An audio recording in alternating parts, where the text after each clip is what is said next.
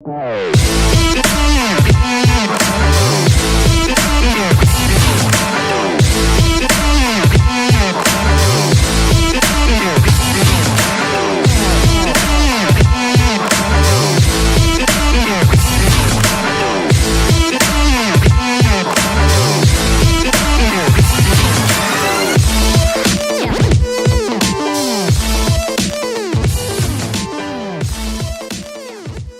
up, everybody? Hey, I'm excited about this opportunity for you to be able to share in this this conversation. So many conversations that we've had and are having about life, about faith, about finance, about our future, what life holds. I got a special guest today, a good friend of mine, DeMarcus Lawrence. Some of you know him as Tank. Tank Lawrence with the Dallas Cowboys. Excited about him. Excited about him sharing his house with us. We're gonna jump in. We're gonna get right to it, man. Thanks, Tank, for having me over, brother. No problem, brother. Yeah. So we got a lot of going on in the world. Our young people, African American men, of every race, every color. We're trying to strive to get to a place of success, and sometimes it's difficult. You know, what motivates you to work so hard, and the fuel behind what gives you the energy to do what you do? Yeah. So, first off, you gotta give all glory to God for being able to, put us in this position to, be talking about things like this. Tables could have been turned where, we wondering how, to get to this level. Mm-hmm. So, thank God first. But, it's really not taking anything for granted. Yeah. And that's rule number one in my life. I don't try to take anything or any person for granted because I don't know, their true intentions. Somebody can be bringing me something so great, but also have evil intentions. Or somebody, could, have demons on their shoulders, but, still trying to, do good in this world. That's true. You know what I mean? So, I don't try to take anything for granted. And even, waking up in the morning, can't take that for granted because that can be taken away from you at any time. So when I'm blessed with the opportunity, especially to do what I love, that's play football, I'm gonna wake up, and rejoice and, go to the gym and, lift my weights, and make sure I'm fit, because that's a good feeling, It is. When your body looks good, it feels good, that's a good feeling. That's right. And just really, my brotherhood. I got brothers outside of football, that help me, with my Christianity faith, like you, some other guys, and it's really, just following the Lord, man. Yeah. He really guides me and my family, to where I don't have to, really stress about, a lot of things in life. So that's beautiful. Like you saying that, bringing God into everything that we do, right. who we are, like it's the consistency of the relationship. Mm-hmm. Like I found myself, like when I X God out of things, like it didn't go as smooth. Oh yeah. Like me trying to do it by myself on my own. It was like, man, I got this. Like I'm gonna do it my way. And sometimes I hit those roadblocks and had to restructure, reset, go at it a different angle. And I've learned, like over time, like you were saying, keeping God first, keeping it in there, so I can actually get to where it is that I want to be. What a lot of people don't really realize is where we are and what we have ascended to is not where we always want to be. We want to continue growing. You think that's something that's beneficial for your successes? You want to go far beyond where you are right now. What's next for you? Oh yeah, most definitely. This one thing I tell my kids, reach for the stars. Yeah. Because you never know where you might land. You might land on the moon. Come on. So, I like that. It's really, just, keeping my faith high and, really stop trying to depend on my understanding and understand that, the Lord blessed me with, playing the game of football. What I really love. And good at it too. You feel me? Real good at it too. But also, it's like, He blessed all us with growth, and understanding that, you know, even though, you know, I might have called you to this place, this ain't your true calling. This is a stepping stool for you to do multiple things, you know. And Ooh, that's good, man. And it's really, you know, from my recognition, like, I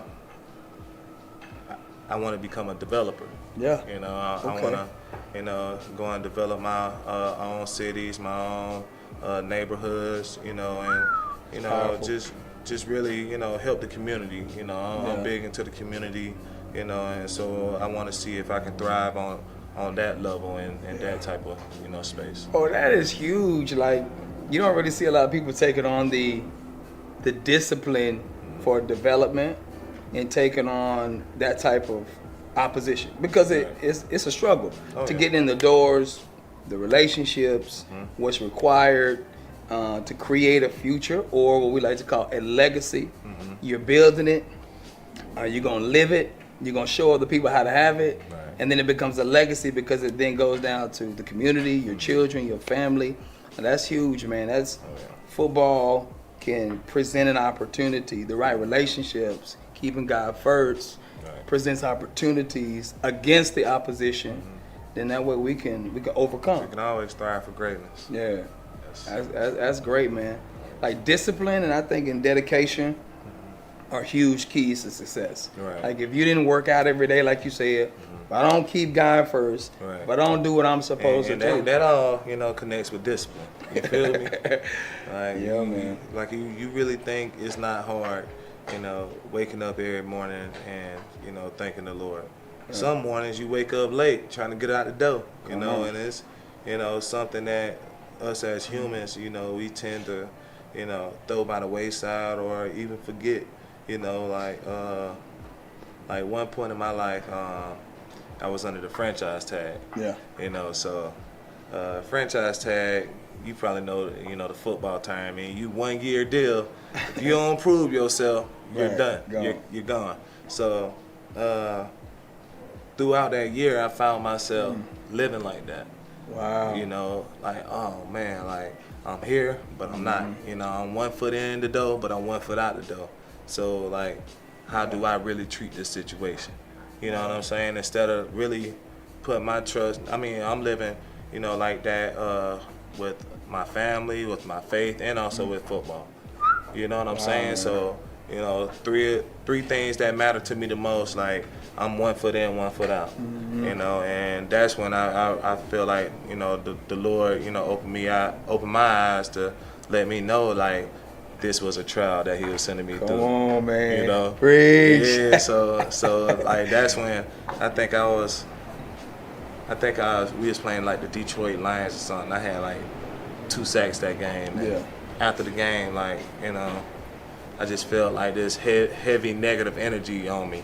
And I just like, I was in the closet taking off my suit, whatever, and I just broke down in tears, you know. Just started repenting to the Lord, you know, and that's the vision that he gave me. That's why I put you in this franchise tag. You feel me? So, you know, I repented, you know, gave my life back to Christ, and, you know, I've been having smooth sailings, but also, like, with that discipline, like I say, like, you know, throughout the years, you know, I still find myself falling in the trap of, you know, waking up, going throughout my day, and it's like, I ain't even asked the guidance from the Lord yet, you know? Like, what am I doing, you know? Or you have things going good in your life, and then you don't never ask the Lord, is this the right thing for me? Yeah, man, come on, you know what I'm saying? So it's like, you know, you have all these things going on, and then you have to sit back and be like, all right, I know everything's going good, but let me just make sure, you know, it's from you, Lord, because I don't want to sit here and take anything for granted and it all falls down to the ground as soon as I get it. You know, man. Like, that discipline sounds real, for real. That discipline sounds real. You talk about the rededication, keeping Christ first. Man, that makes my heart jump, and it's overjoyed because look at all of what God has done. Right. If it had not been for God on your side, you know, the question would say, like, where would you be? Right. You know, I don't want to know where I would be if it wasn't for God. And that's the question I ain't trying to ask. No, man, but because of your heart. You know, the Bible said that David was a man after God's own heart. And regardless of the mistakes that we make, things that happen in our life, Like God gives us a second chance, man, to do it again. Gives us an opportunity to prove ourselves or to live, like you said, in that franchise tag moment. Oh yeah. Either you make it, right, or you don't. The moment to prove yourself, and I think that's what the world needs to see. Like everybody needs to prove their worth and their value, not based off of opinion or perspective, but hard work, bro. Oh yeah, most definitely. And I mean, sure, you can use my testimony, you know, as a living proof. You know, I don't know about everybody else's situation, their lives, but in my life, I feel like, you know, the Lord gave me so many opportunities, but not even after the first warning did I listen. You know, it had to come to the second, and then once he got to the third, that's when I've seen everything crumble. You know, so if the Lord is telling you something more than once, trust in it. Trust in it. Oh yeah. Real. Trust. And trust in the Lord with all thy heart. And don't lean to your own understanding. Because that mindset, it'll kick in. It'll tell you, you got it. You good. Don't even worry about it. You know, you solid. You straight. You know, everybody loves you. Everybody wants you. Everybody rooting for you. Right. And it's funny. Like the same people that root for you will be the same people that crucify you. Amen. You be like, whoa, where'd that come from? Yeah. Yesterday I was your best friend. We was riding. We was cool. And then this brings you up to another question. Now they say the car's stolen, so you don't want to ride no more. I don't want to ride with that. No, I don't want to ride. I don't want to ride. But, you know, it's funny when people, their perspectives shift and we got to modify our life to fit the God formula or the God thing that God is doing. And I've learned, like, not to bring too many people into my life. Like, I've been praying, like, Lord, bring the right people in my life that understand the walk and the road that I'm on. Because I don't want that compromised by, me doing what I've done before. It's like making mistakes on purpose because I'm like, shoot, man, if I don't be the dude that they want me to be tonight, then I'm going to be, you ain't real, you ain't this. You ain't the same no more. Yeah, you a sellout, you've changed. And actually, yes, I have changed. Absolutely. I'm not who I used to be.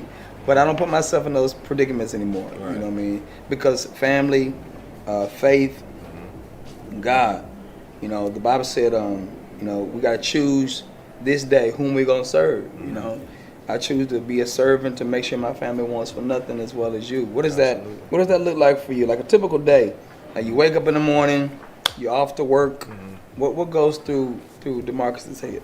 Yeah, so you know, wake up in the morning, you know, thank God for blessing me with the opportunity to be alive, but also you know, to be able to wake up and see my kids. Like I wake up every morning around 6 o'clock, 6:30, and get my kids up for school.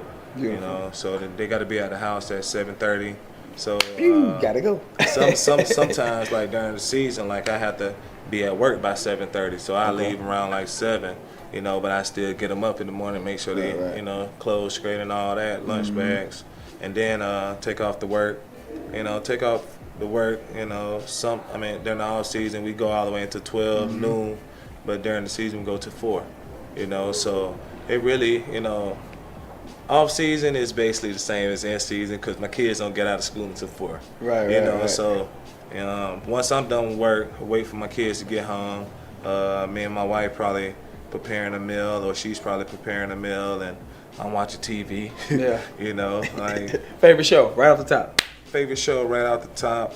I'm just a big show guy. I don't see every episode of everything. All right. Yeah. So, you know, I just watch a couple of shows or some sports or whatever. Wait till dinner done. You know, we'll sit down, talk about our days, how we're feeling. You know, what's going on with the friends, and you know, the whole nine. And you know, really that's it. Some nights, like Wednesday nights, we do game nights with them. You know, sometimes we go out to dinners. It really just depends, you know. And it's like every weekend is always something different, you know. Right. Oh yeah. That's beautiful, man. So, last thing before we wrap it up. Biggest thing you've ever asked God for? You're like, Lord, I need this one. What you thinking? What you pray for? You ever prayed to God during the game? Like, God, I need this sack. You want to know something? I actually haven't. The biggest thing, I really say, my last daughter. Cool. I feel like, once you come under the covenant of the Lord and and go through marriage, like now you're bonded something special. Yeah. And my first three kids was not. I mean, it was before marriage. Okay. So like being able to have this fourth one underneath this new covenant, is something very special. And I was actually talking to our oldest daughter on our wedding day. We was about to walk down the aisle, and I was like, you about to have a baby sister. She's like, don't talk about that right now, like, this is Mom's wedding day, And I'm like, all right, but that's what the Lord laid on my heart, like he was going to bring us something special, so, man. Yeah. Like I've seen, and I can say this just from the time we spent together, you're a great dad. Appreciate it. A phenomenal husband. How you treat your wife and your family, how you take care of mom-in-law, your parents. Like, you have such a humble spirit. You look at how you're a beast on the field, you're a giant on the field, you're a leader in the locker room, and you're a mogul, something that cannot be branded. God really impacted and gave you a gift, bro. He gave you a heart for people. Like, I look at your Instagram and see the pictures of all the kids you love and just your companies, you're an entrepreneur, you're not just a football player. You've taken your gift, and your gift has made room for you. And we don't get a chance in the world to see, like, before the helmet or after the helmet. All we get to see is the helmet. And I think the world, they get a chance now to see, you talk about faith, talk about God. That's important. Oh, yeah. Because we've X'd God out of so many things. We've X'd family out of so many things where people don't really have a control over their emotions anymore. People committing suicide, people jumping off bridges. Oh, yeah. I mean, COVID played a big role in people's life. And then to have self-control, to continue to be balanced, doing what you're supposed to do, keeping God first, taking care of your family. Bro, that's huge, man. Because a lot of people are afforded to do it, but don't choose to do it. Oh yeah, and I feel like you only get tougher as a man by being in tough situations, going through tough times. Yeah, man. And that's good. Especially in the world today, we don't take on a lot of responsibility. As men, really, the wives, control the household, or really the wives are the ones that's really preaching to the kids and preaching to the husbands and stuff, and we're not that true head of the household like we're supposed to be.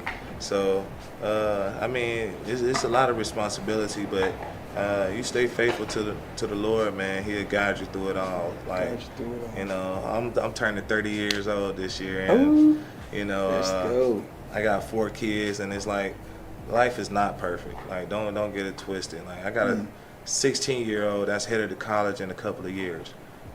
I'm 30 years old.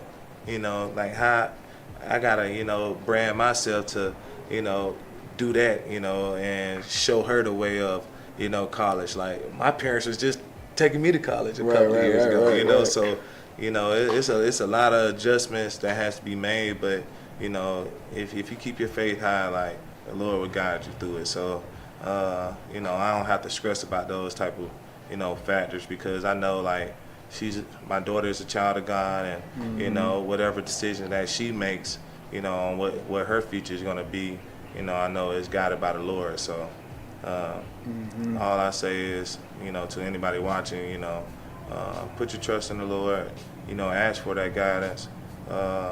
And I feel like he'll take you as far as you want to go, but don't sit here and think because you ask he's gonna deliver. You have to put in the work too. One foot before the other. So keep going. Keep going. Oh yeah. Well, ladies and gentlemen, we appreciate you for taking this time out with us. You know, D-Law invited us into his wonderful, beautiful home. I'm excited about all the great things God's doing, what he's showing. Take the information, apply it to your life, apply it to your heart, and know that God can take you as far as you want to go. Till next time.